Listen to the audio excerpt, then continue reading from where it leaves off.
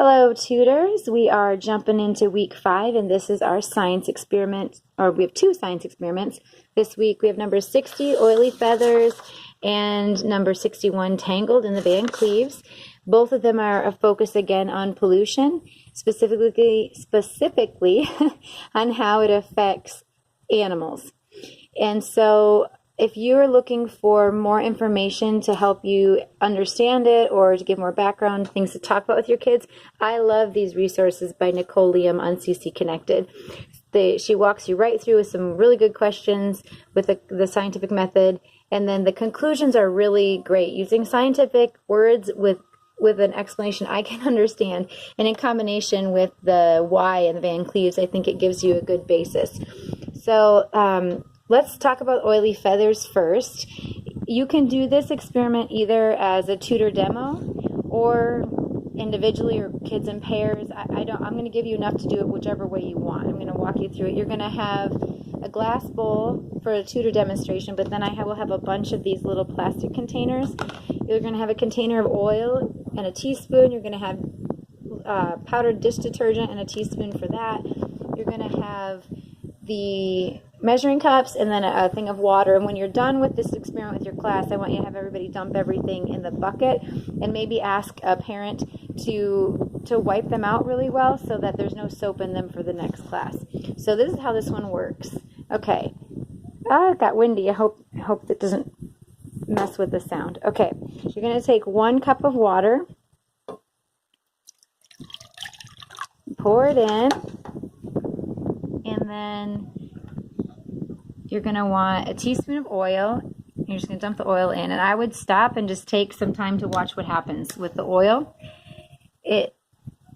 Obviously they can observe it's on top. We're going to talk about why, and the why for that is that the water is more dense than the oil, so the oil floats to the top. You can see that as they run into each other, they start forming bigger bubbles. So anyway, large bubbles they can see on top. And then you're going to take 2 teaspoons of dish detergent and just sprinkle it across the top.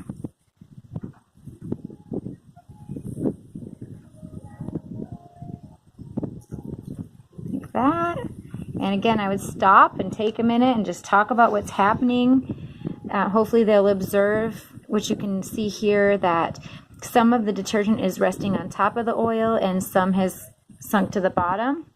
And then you're going to take a spoon and they're going to stir everything, mix it together. Not enough to make bubbles with the soap and water, but enough to mix it together. And then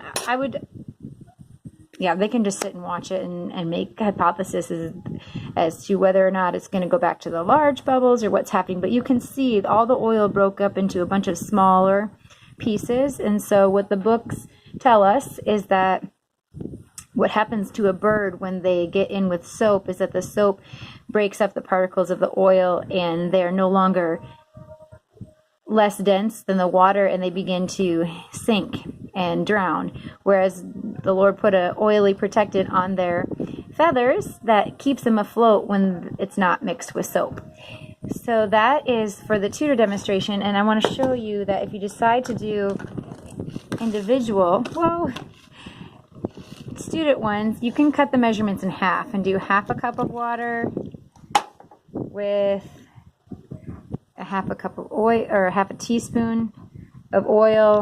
Again, you would stop and spend more time, but I'm going to go quickly here. And then they would just sprinkle 1 teaspoon of the dish detergent on, watch it, and stir it. Same thing. So if you want to do that step by step, they follow you, or they watch you, then they do it, or you don't even do the tutor demo. I don't care. Just depending on what your class age is able to do. And when you're all done, you'll just dump everything into the whatever bucket I have there. And then the next one is to take these rubber bands. This is the Tangled one. Each student's going to get a rubber band and they're going to place it on their wrist and they're going to spend some time trying to get it off with only using this hand to do so. They can't use their other hand. They can't use somebody else in the classroom. They can't use their feet, their mouth, anything. All they have to work with is this arm. The point of that is to show basically what happens when an animal is Tangled. So she says, Nicolium says, today we're going to catch a fish, and intentionally that is, we are going to see how sea life is affected by plastic garbage in the ocean. The Van Cleve's book says the purpose is to determine one effect of plastic garbage pollution on sea animals. And so if you're, again, use the why here and the conclusion here to help you talk through that.